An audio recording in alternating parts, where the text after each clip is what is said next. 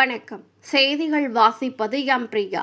இலங்கைக்கு படகு மூலம் கடத்துவதற்காக கொண்டு வரப்பட்ட வாசனை சோப்புகள் மற்றும் பைபர் படகு கைப்பற்றியது.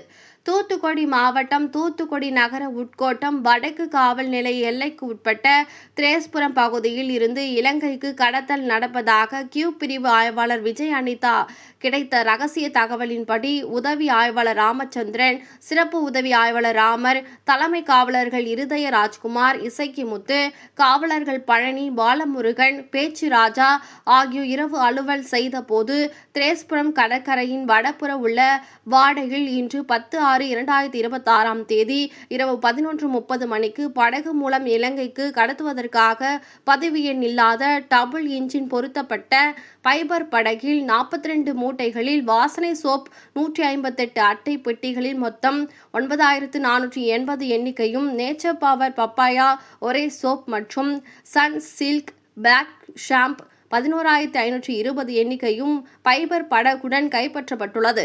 எதிரிகள் தப்பி ஓடிவிட்டார்கள். கைப்பற்றப்பட்ட பொருட்களின் மதிப்பு சுமார் 30 லட்சம் ஆகும்.